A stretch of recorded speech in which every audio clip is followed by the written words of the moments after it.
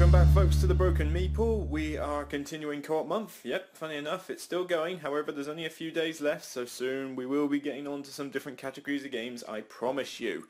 But I've been promising this since October.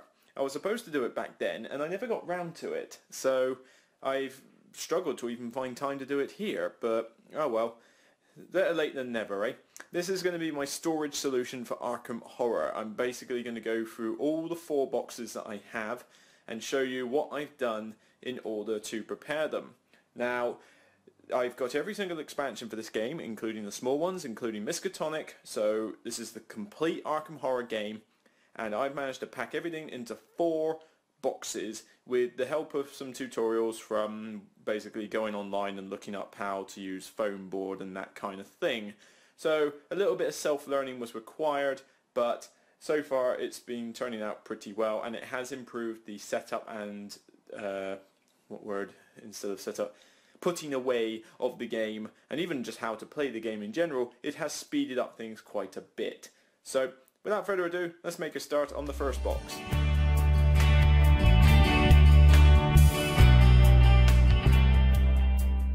Okay, this is the first box with the Arkham Horror base game. Slip this off. I'm going to move those 3 out of the way, out of shot. And in here, main thing, there's not a huge amount in here. I've got some space here in the corner for the dice, and I have a bag which I've just bought from a random little craft shop, which is to hold the... It's got a choice. You can either use it to hold the dice, or you can use it to hold the monster tokens, whichever way you want it.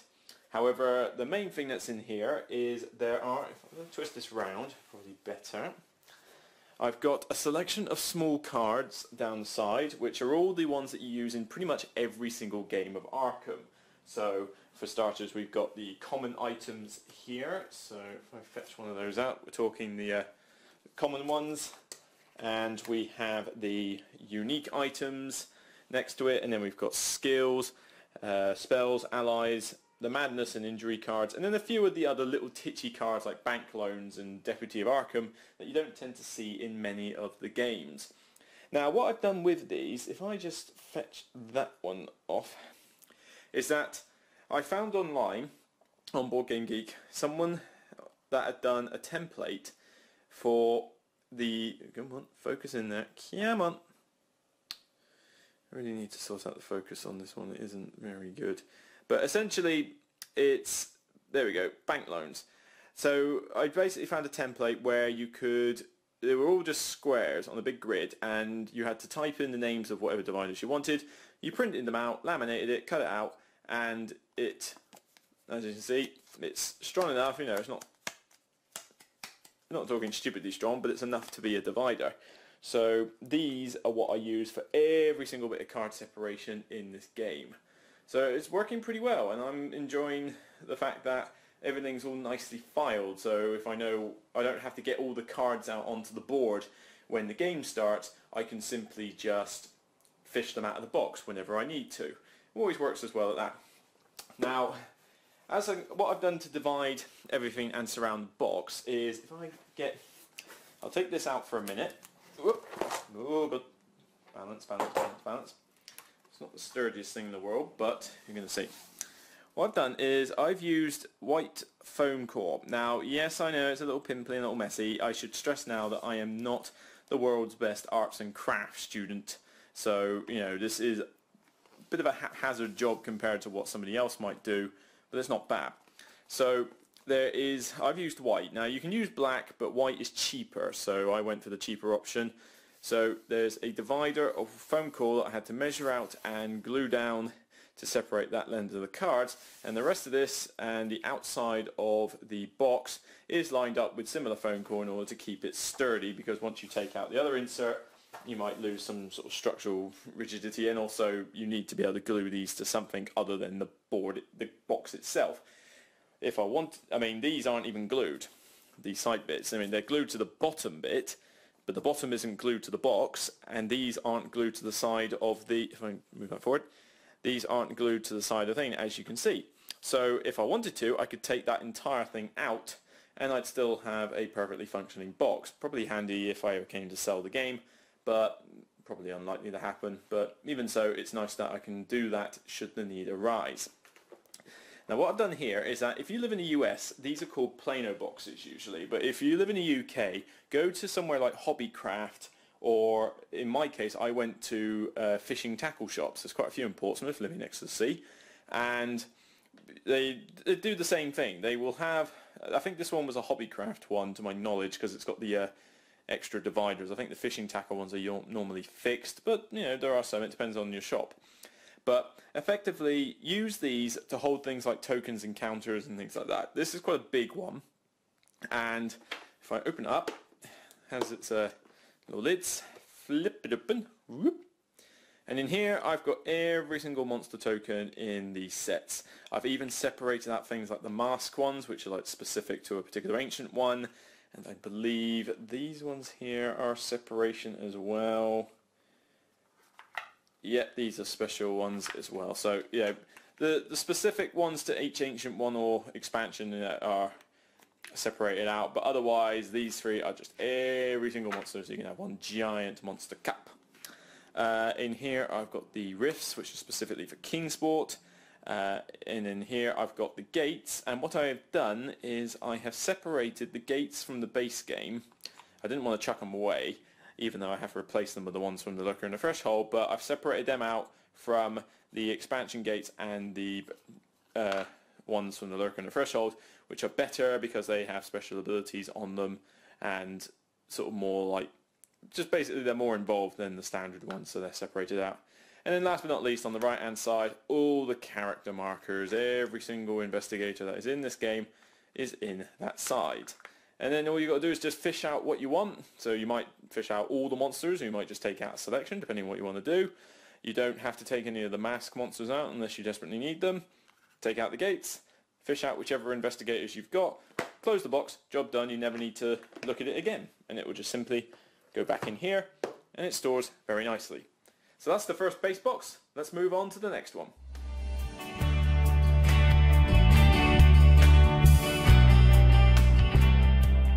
Okay, let's take a look at the Kingsport Horror expansion box now. Now, I haven't done these in any particular order. I haven't gone like Arkham and then Dunwich and then Innsmouth, depending on how to set up the game. It's just purely a case that I had 4 boxes and I've used them. And I've even got the Miskatonic Horror expansion box spare in case one of these gets damaged in the long run. God forbid, because it took me a while to do this foam core stuff. But let's dig into this one. I believe this Kingsport box is all the manuals, boards, and possibly ancient ones as well. Let's have a look. Get off. Whoop. Yep. Right. So in here, this box, I use these bags like religiously. Always use these for all my games. They just work so well. So one bag, all the ancient ones with Abhoff on the top there. Another bag, a fairly largish one, to use all the investigators are in there. Every single one from every expansion, bar none. Heralds, just one little bag for them. You just fish out the one you want. And I mean, I do recommend you use the heralds in every game you play, but you know, it's up to you. But then again, like I say, you just got to fish them out and then you can put them back in. The little rule books I've put in their own separate bags. So Lurker in the Threshold, King in Yellow, Black Goat, and Dark Pharaoh are all in this bag. It's handy to keep them because you sometimes need to learn specific rules, and you know, these at least keep them separate from the main ones, which have their own bags. Whoop. One giant bag, which I believe came with one of the game boards anyway, so that was how I actually got a bag this big. But this one has all the big rulebooks in it. So Miskatonic, Dunwich, Innsmouth, Kingsport, and the main rulebook, all in their own bag, nicely separated out. And then lastly, we've got all the boards. Now I'm not going to get out every single board, but just basically, oh, there's a few hidden gems. I'll mention those in a sec. So in this one, this is the giant one. It's a giant Ziploc bag, and it holds, this is the base game board. I'm not going to get it out and fold it for you because, you know, you'll know what it looks like if you know anything about Arkham Horror. But essentially, you know, one bag for that board. We'll move on to these in just a sec. And the other little boards are all in there. Again, padded down in their own separate bags. I probably should stick some sticky labels on the outside of these bags so that I know which one they are before I actually open them up. That would probably be an intelligent thing to do. So I'd recommend that. Stick a label on the bag so you know what board it is, so you don't have to fish around for them all. Similar to the Heralds, again, I've just got, most of this stuff is from expansions that I barely use bits out of. I mean, there's the Miskatonic University institutions, which I can take or leave, but they're not that essential. There's the sort of Hypnos and Cat Lady Guardians that help you, which to be honest I never really use. It's a part of Kingsport I just never really bothered with because I know little about these laws, as in LORES, and it just didn't really suit me. But this is always handy, the reference cards, so number of players 3, number of players 5. So basically these came in the Miskatonic expansion to help you with how, you know, how many gates you're allowed open, how many monsters you're allowed, how many monsters drawn, that kind of thing. This was put in Eldritch Horror and it works very well in that, so I'm glad that they at least got around to doing it in Arkham. So I'm not going to pack this away on video, we're going to merge into the intermission and I'll get on to box number 3.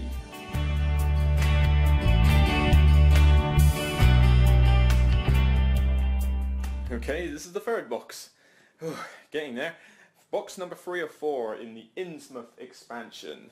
Now here, I believe this is going to be mostly cards, but I could be wrong. Nope, this is pretty much my solid card box. Now, again, the foam core round the outside of every box. This is the same in every single game, including the 2 you've just seen. Except what I've done here is I have 2 dividers going across the entire length of the board to separate all these cards. I have a little one going across here just to, there was some extra space was required, so I put some more big cards there. And here is all empty, so I can either use that as a monster cup, or I could put the dice in there, or I could put anything else in there, whatever I feel like. It's extra space. It's unlikely, there's not going to be any more expansions for this game, so it's spare space for whatever I feel. Perhaps anything that pimps up this game. And down at the bottom corner, I've just kept a bit of the polystyrene that I had spare from an unopened box, just to prop those cards up because there was a little bit of spare space there. But here, so again, I'm using these dividers. So these ones printed, laminated, you can see the light glaring off them there. They work an absolute treat, and this is all done in a nice filing system. If I lift up the box, I might be able to get it a little bit closer to the screen so you can see it. There you go. So starting off, we've got the Meeple cards for every single expansion, based on which Innsmouth, Kingsport, King in Yellow, Black and Goat, Curse of the Dark Feather, and then the same thing for all the gateways, the other world cards basically, and all of that is the entire left-hand row. So basically, when I play this game, I don't like to play like Epic Arkham. I don't like to do the whole let's mix everything together into one giant game, because it just takes forever to set up and ages to put away, and it's just convoluted. So what I like to do is I used to use 1 big and 1 small expansion per game, max. Sometimes I would have less, but 1 big and 1 small. Most of the rules from the small ones you can use in every single game anyway, but I'm talking like the Gateway and the Meeple cards specifically. Just 1 big and 1 small max, and that should give you a nicely rounded game.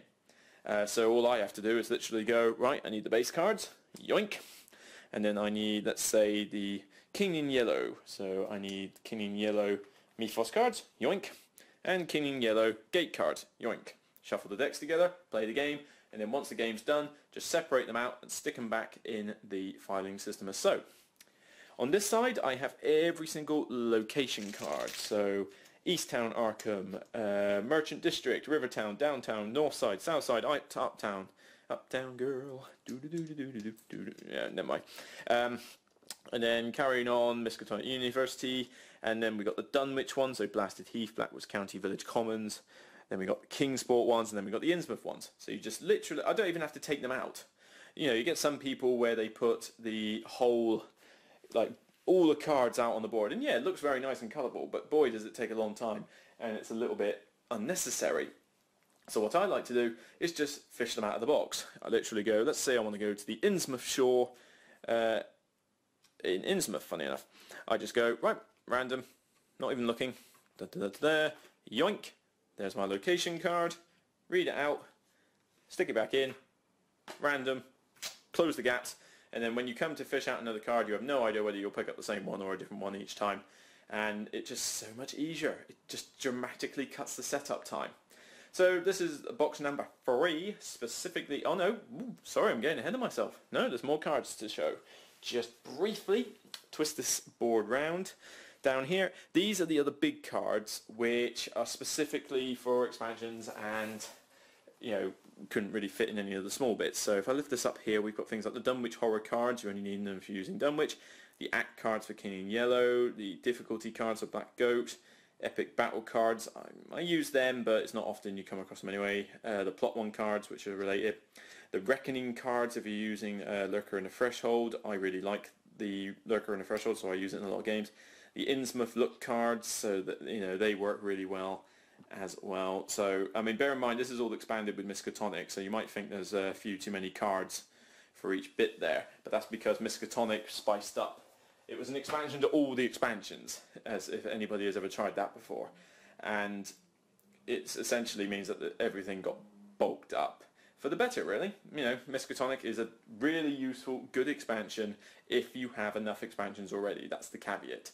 But without further ado, let's get on to box number 4, the last one in the series.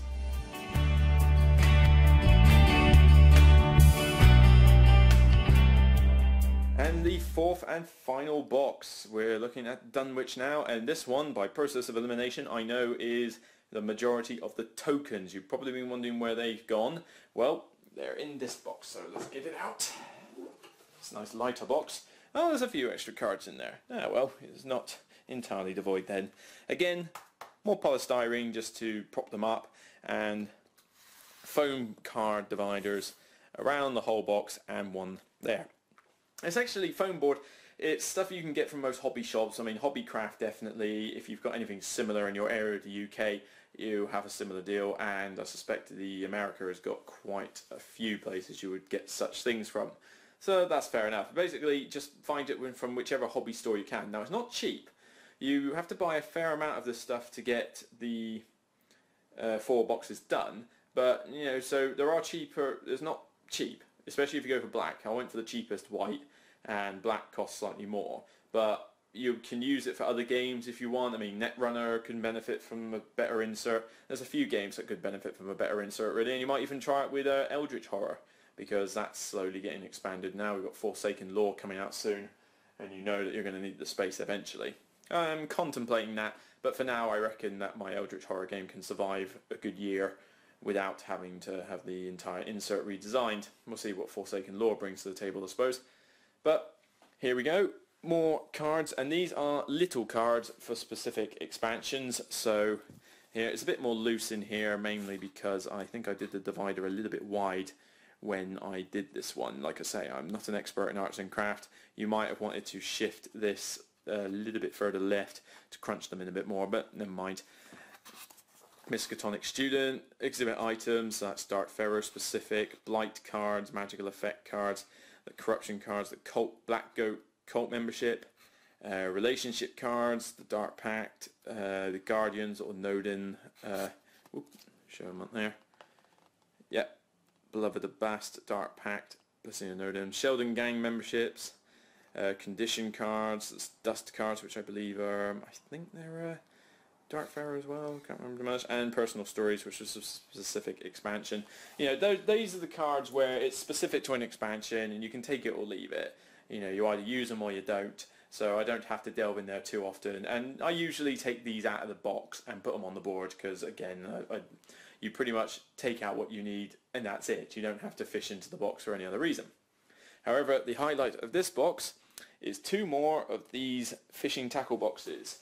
Now, these, Panaro is the brand name for this particular box, but it differs from the other one slightly in that the dividers are these slightly more chunky sort of plastic ones, which they work well and they don't in some respects. They're a little bit less flexible with the spacing, and if you put them too close together like that one there is in a separate box, then sometimes it's hard to get your fingers in there. But generally they're pretty sturdy, and the great thing about these though is that they were thin. See, that is a thin box. I was able to get 2 of those in there. So we'll go on to this one first. This holds the majority of the main tokens you need. So we've got clues, the money, the spores, ones that a particular ancient one uses that I quite like to use, sanity separated by 1s and 3s, the hearts in a similar respect, sliders for the stats, and then various other sort of less used ones like the Innsmouth look ones, Dunwich Horror, Cat Lady, Cat Lady Guardian, and sort of they're very specific to scenarios. Oh, except for the Doom counters, that's obviously used. Oops, sorry there, cameras are spazzing on me a bit there.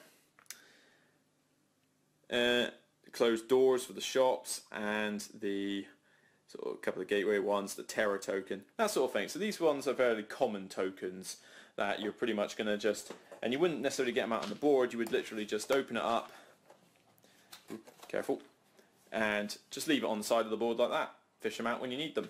Works a treat. Now the second one, again, is mostly one that I just use at the start of the game and then I never need to see again. They're very specific tokens, so Dark Pharaoh, the Reckoning ones, the exhibit marker for Dark Pharaoh, the first turn marker, the University Bureau ones, and most of these other bits you can't really see them too well in the camera, but basically they're the stands for the investigators. I don't know why I keep all these stands really, because I suppose you're only using a few at a time, but oh well, I like it, I just like doing it. So it's why waste perfectly good components. So they go in there, and again, yep, there's Miskatonic University expedition marker as well. So these ones literally, if I need, I take a few stands out for the investigators, but once I'm done with this box, this one just goes back in the case and I never need to use it again, so it's separated away from the game board. And then once I'm packing it away, two fit in there like that, and the lid goes on. It just works really nicely having these tackle boxes. I cannot stress enough, go to a hobby shop, go to a fishing tackle shop if it's in your area, and just find them. They are beautiful for tokens. They will not just work for Arkham, they will work for many different games as well that have a ton of components. Now you can also get the very little sort of like lunchtime, like kids lunchbox type boxes in like Poundland for £1 for lots of these little Tupperwares, and they're great for things like Euro games where you've got just a few tokens but there's a lot of them, so Agricola and Caverno can benefit from that in a way. Even things like Terra Mystica and stuff, the heavy Euro games where there's not a huge range of tokens but there's a lot of them and you just want them within quick succession because you have to replenish the board a lot. They work well as well, but tackle boxes work for something like Arkham brilliantly because otherwise you would have Tupperware boxes all over the shop. So that's my storage solution for Arkham Horror. Sorry it's taken so long, better late than never. You've only been waiting since October, so I apologise for that. But that's how I store my Arkham. I suggest you go on YouTube and BoardGameGeek for similar ideas, or you might have conjured up a few yourself if you want to try this yourself. But all in all, it works a treat for me, and with a little bit of time and a little bit of patience, it can work for you as well. Bearing in mind, I am rubbish at art and crafts, so if I can do it, so can you as well. Thank you for listening. You've been listening to the Broken Meeple on YouTube. This is my storage solution for Arkham Horror. Take care, and I'll see you next time.